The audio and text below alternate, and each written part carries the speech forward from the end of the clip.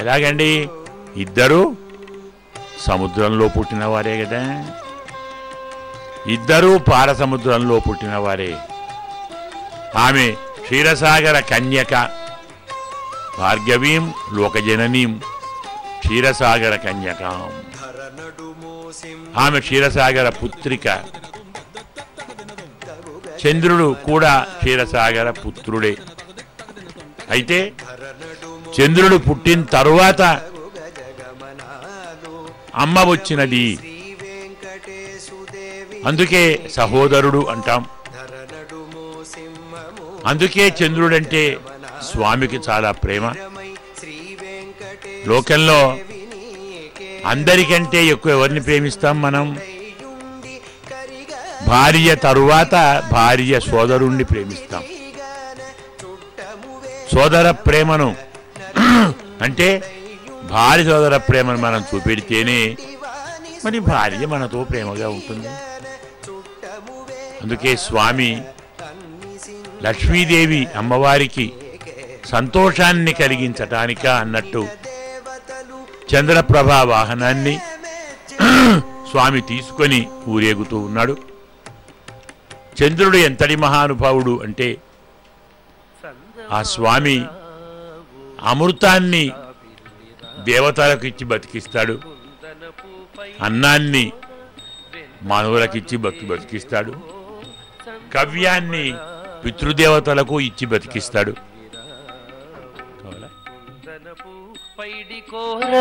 వెన్న పాలు తేవో చందమామరావో జాబిల్లిరావో కుందనపు పైడి కోర వెన్న పాలు తేవో చందమామరావో జాబిల్లిరావో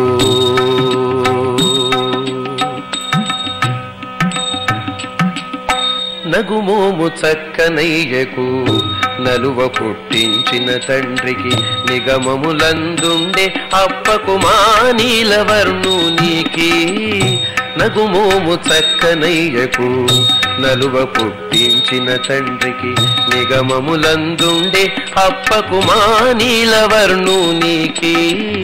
జగమెల్లగేలిన స్వామికి చక్కని ఇందిర మగనికి జగమెల్లగేలిన స్వామికి చక్కని ఇందిర మగనికి ముగురికి మొదలైన ఘనునికి మా ముద్దుల మురారి బాలునికి కుందనపు పైడి కోర వెన్న పాలు తేవో చందమామరావో జాబిల్లిరావో కుందనపు పైడి కోర వెన్న పాలు తేవో చందమామరావో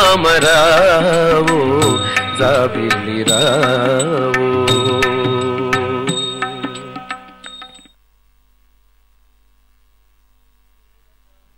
చంద్రప్రభ వాహనంతో మరి లక్ష్మీదేవికి సోదరుడిగా మనం చంద్రుణ్ణి చెప్పుకుంటున్నాం. ఆ ప్రీతితో స్వామి చంద్రప్రభ వాహనాన్ని అధిష్ఠించి ఉన్నాడేమో అనుకుంటున్నాం. దివ్యమైన సువర్ణ కాంతులు ఈనుతూ చంద్రుడు పరమాత్మను తనలో ఇమిడ్చుకొని మనందరికీ దర్శనాన్ని ప్రసాదిస్తున్నాడు. గజరాజులు స్వామి ముందర విహరిస్తూ ఉన్నారు. పరమాత్మ యొక్క రాజలాంఛనాలకు దృష్టాంతమన్నాం.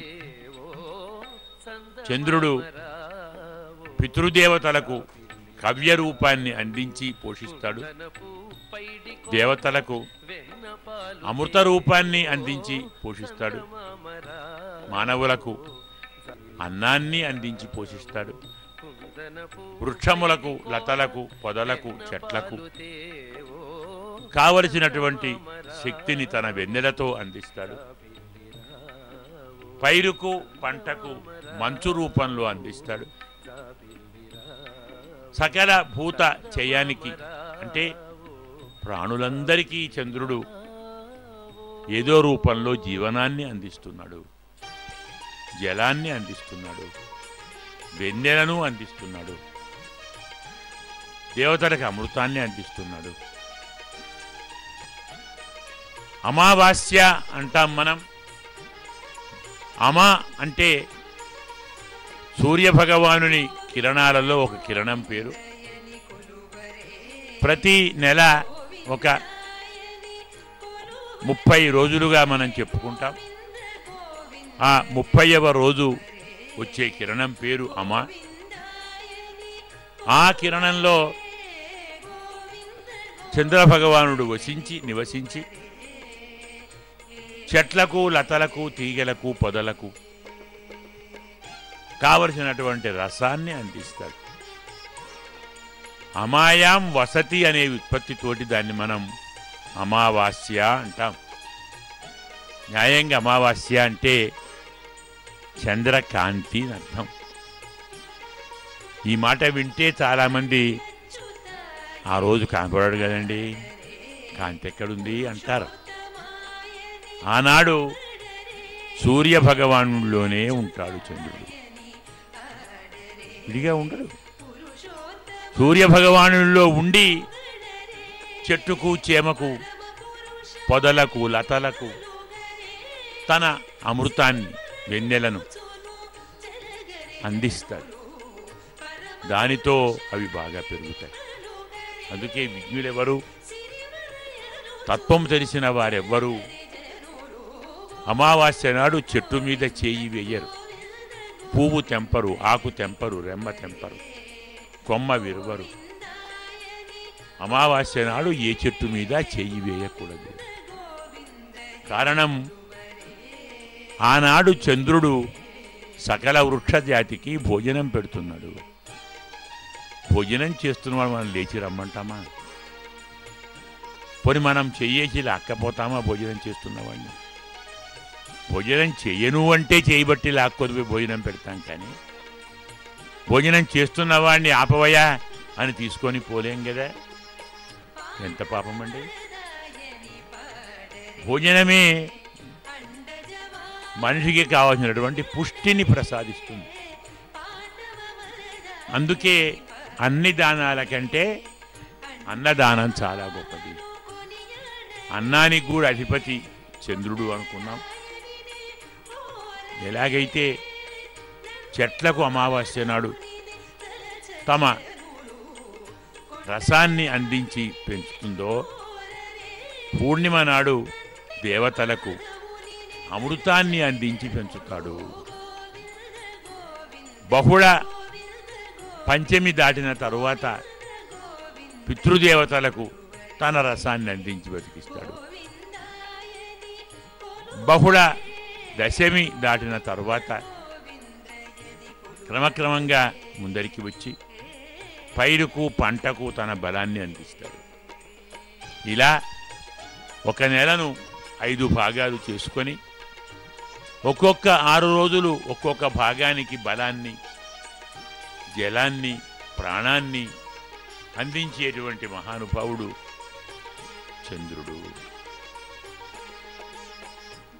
మనం మొదలే చెప్పుకున్నాం చంద్రభగవానుడు ఆచార్యుడు అని. అందుకే వాల్మీకి తన రామాయణంలో భగవాన్ శశాంక అని వాడాడు. వాల్మీకి ఎవరిని భగవాన్ అనడు, ఒక స్వామిని తప్ప. అలాంటి వాల్మీకి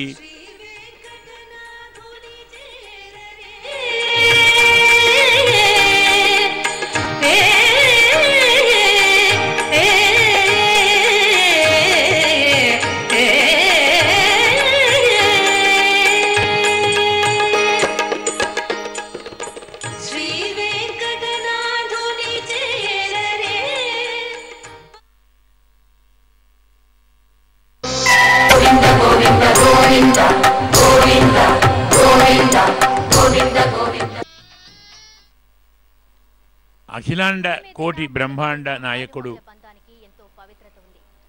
చంద్రప్రభ వాహనంలో ఊరేగుతూ ఉన్నాడు. అమావాస్య అంటే సూర్యభగవానుని అమా అనే కిరణంలో చంద్రుడు ఉంటాడు. అమాయాం వసతి అమావాస్య అని చెప్పాం. ఆ రోజు అన్ని వృక్షజాతులకు ఆహారాన్ని అందిస్తాడు. అలాగే పూర్ణిమ నాడు దేవతలకు అందిస్తాడు. పంచమి కృష్ణ పంచమి పితృదేవతలకు అందిస్తాడు. శుక్ల పంచమి నుంచి వెన్నెల రూపంలో మానవులకు అందిస్తాడు. ఇలా అందరికీ తన అమృతాన్ని అందించి అందరినీ బ్రతికించే మహానుభావుడు చంద్రుడు. అందుకే వాల్మీకి మహర్షి భగవాన్ శశాంక అంటాడు. చంద్రోపి సాచివ్యమివాస్య కుర్వన్ యోత్స్నావితానేన అని చెప్తాడు మహానుభావుడు. చంద్రుడు హనుమంతునికి సాయం చేశాడట. సుందరకాండలో సీతమ్మను వెతకటానికి లంకకు చేరిన హనుమంతుడు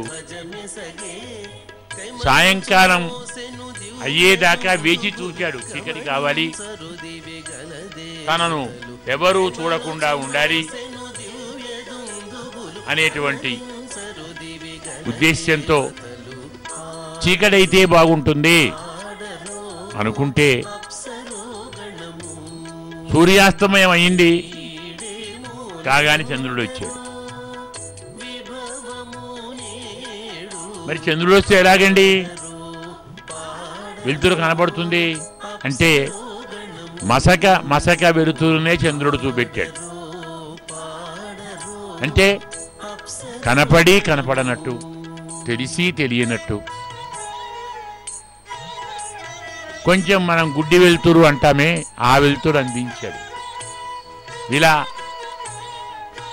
సీతమ్మను వెతకటానికి హనుమంతునికి చంద్రుడు సాయం చేశాడు. రాముడికి కూడా సాయం చేశాడు. కాబట్టి వాల్మీకి చంద్రుడిని భగవాన్ శశాంక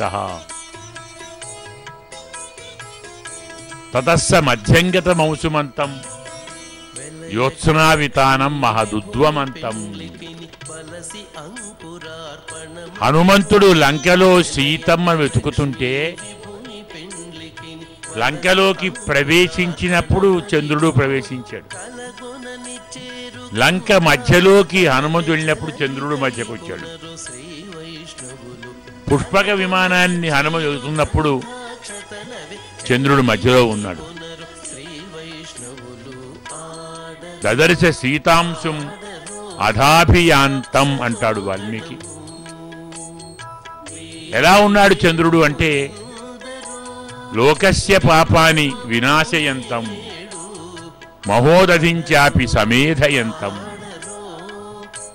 చంద్రుడు లోకుల పాపాన్ని నశింపచేస్తాడు, సముద్రాన్ని ఉప్పొంగులా చేస్తాడు. నిండు చంద్రుణ్ణి దర్శించిన సముద్రం ఆనందంతో పరవళ్లు తొక్కుతూ ఉప్పొంగుతుంది. అలాగే సర్వాణి విరాజయంతం సకల వస్తువులను ప్రకాశింపచేస్తుంది. దదర్శ సీతాంశం అధాభియాంతం. వెళ్ళిపోతున్నటువంటి చంద్రుణ్ణి చూశాడు. అంటే హనుమంతుడు అశోకవన ప్రవేశించే సమయంలో చంద్రుడు జారుకుంటున్నాడు అంటాడు. మనం భగవాన్ శశాంక అన్నాం. స్వామిని భగవాన్ అని చెప్పాడు వాల్మీకి.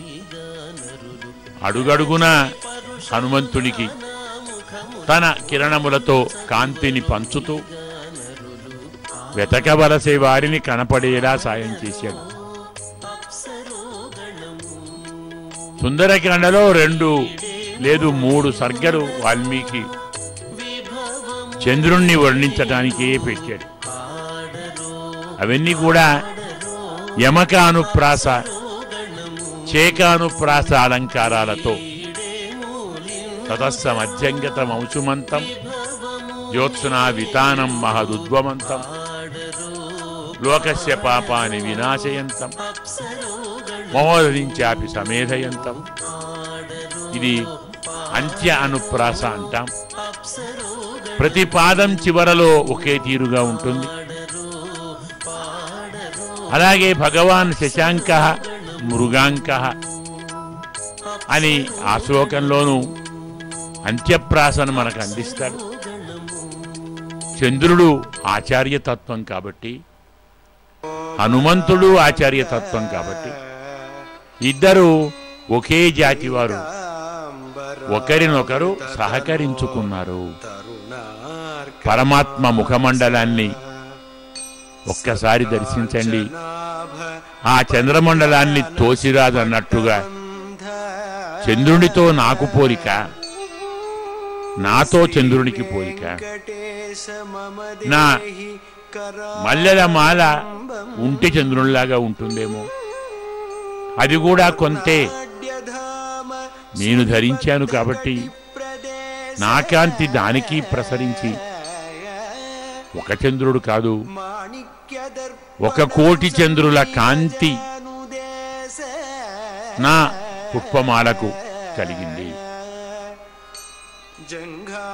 పరమాత్మ పాదపద్మమును, జానుపద్మమును, ఊరు పద్మమును, కటి పద్మమును, హృదయ పద్మమును,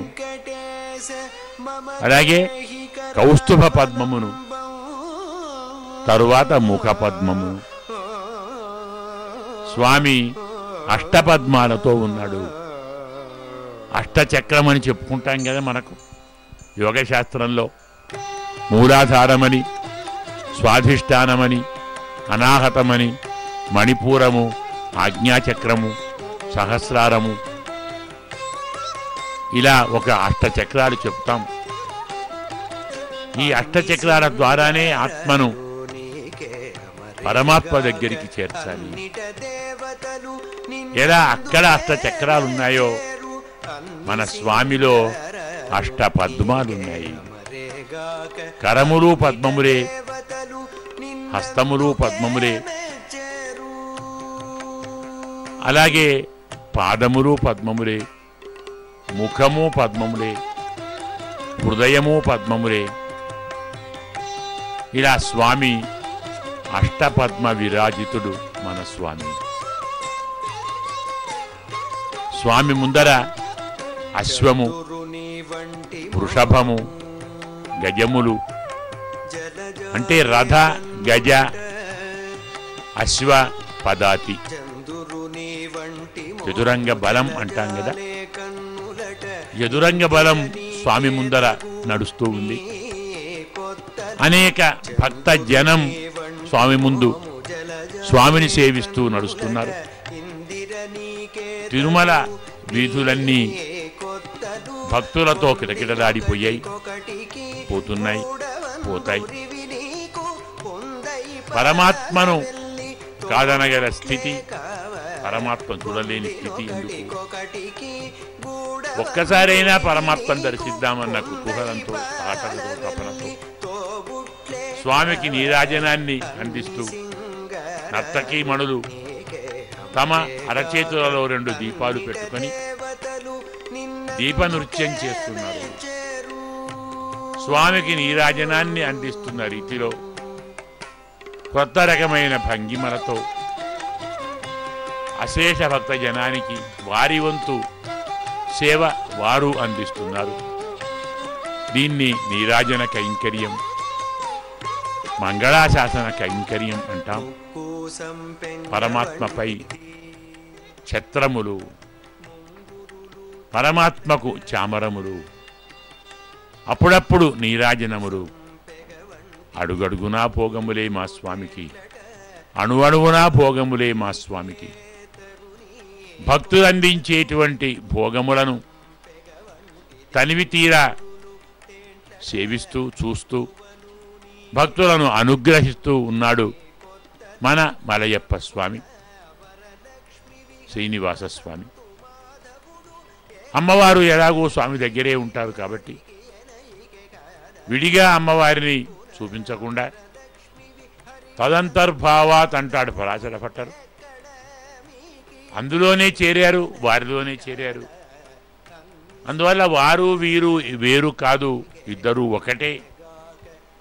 ఏ ఒక తత్వాన్ని చూపినా రెండు తత్వాలను చూచిన వారం అవుతామన్న భావన, ఒక అద్భుతమైన ఉద్బోధ మనకు చంద్రప్రభ వాహనం అందిస్తూ ఉంది.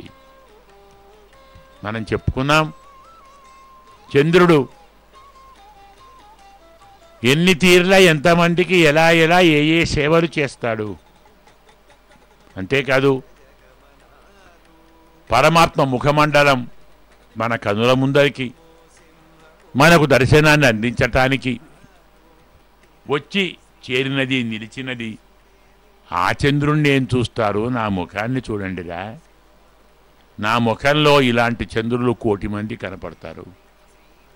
1,000,000 మంది కూడా ఈ చంద్రప్రభకు, అంటే నా ముఖ చంద్రప్రభకు సాటిరారు. నేనొచ్చి మరీ చంద్రుణ్ణి కించపరిస్తే బాగుండదు, కాబట్టి కొంచెం కాని తగ్గించుకుంటానేమో. కానీ అసలైన నా దివ్య ముఖమండల తేజస్సు ముందర చంద్రుడెంతటివాడు. అతనికి ఆ మాత్రం తేజస్సు ఇచ్చాడు కాబట్టే ప్రత్యుపకారంగా చంద్రుడు స్వామి తిరుమల మాడవీధులలో విహరింపచేస్తున్నాడు. ఆ స్వామిని వాహనముగా చేసుకొని తాను సంచరిస్తున్నాడు. పరమాత్మ సేవ చేసేటువంటి భాగ్యం చంద్రుడికి ఈ రీతిలో కలిగింది. ఆచార్య పరిపూర్తి మరి భగవత్ సందర్శనంతోటే కదా, పరమాత్మ సాక్షాత్కారంతో ఆచార్య పరిపూర్తి ఉంటుంది. అందుకే ఆచార్యులుగా తాను మనకందరికీ భగవత్ సాక్షాత్కారాన్ని అందించాలి. ఎదురుగా స్వామిని వెంచి అందిస్తున్నాడు. మల్లయ్యప్ప స్వామి అద్భుతమైన పుష్పమాలల మధ్యన అమృత కలశాన్ని కూడా ధరించి మరీ స్వామి బయలుదేరాడు. చంద్రప్రభ కాబట్టి చంద్రుడు కురిపించేటువంటి అమృతాన్ని ఆ కలశంలో పట్టి మనకు అందిస్తాడో ఏమో. పరమాత్మ అమృతమూర్తి, అమృతమయుడు, అమృత దృక్ అంటాం. ఆయన కన్నులు కురిపించేది అమృతాన్ని, ఆయన మనస్సు కురిపించేది అనుగ్రహ అమృతాన్ని. అదంతా ఆ భాండంలో నింపి మనకు అందిస్తాడేమో. చూడటానికి మాత్రం మల్లెపూల కలశంలా కనపడుతుంది. పరమాత్మ సంకల్పిస్తే మల్లెపూలే అమృతమవుతుంది, అమృతమే మల్లెపూలు అవుతాయి. ఈ రీతిలో ముగ్ధ మోహన దివ్య రూపంతో మనకు చంద్రుని మీద స్వామి విహరిస్తున్నాడు. చంద్రుని స్వభావాన్ని మనం చెప్పుకున్నాం. ఎంతమందికి ఎన్ని రకం ఉపకారాలు చంద్రుడు చేస్తాడు. ఇంత చేసి కూడా తాను ఏమాత్రం ఇంత చేశానని చెప్పుకోడు. అదే చంద్రునిలో ఉన్నటువంటి వింత. మన స్వామి చంద్రుణ్ణి అధిరోహించి తిరుమల మాడవీధుల్లో విహరిస్తూ మనందరికి ఒక సత్యాన్ని చెప్పాడు. ఆచార్యునిలో నేను అంతర్యామిగా ఉంటాను.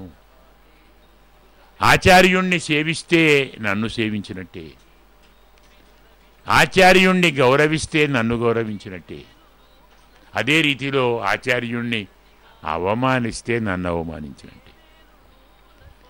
భగవద్ రామానుజులు చెప్తారు, శ్రీమద్ భాగవతార్చనం భగవత పూజా విధేహ ఉత్తమం.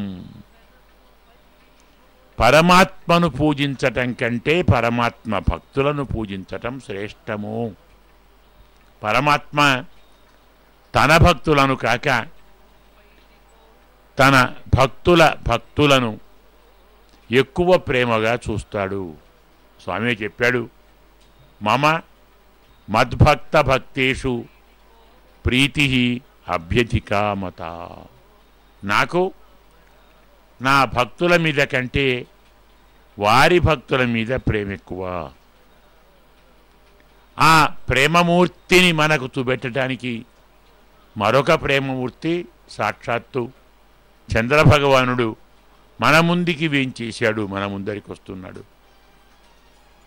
హరివంశంలో చంద్రుడు కూడా స్వామి యొక్క దివ్య ముఖమండలాన్ని చాలా విస్తృతంగా విస్పష్టంగా దర్శింపచేస్తున్నారు. తనివి తీరా దర్శించండి. చంద్రుడు నముచి అనేటువంటి రాక్షసుడు, కాలయోనుడు అనేటువంటి రాక్షసుడు, కాలనేమి అనే రాక్షసుడు, వీరు ముగ్గురు యుద్ధానికి వచ్చినప్పుడు చంద్రుడు వారిని ఎదుర్కొంటాడు. మహావీరుడు చంద్రుడు. అంతేకాదు అశ్వమేధాన్ని చేసిన మహానుభావుడు చంద్రుడు.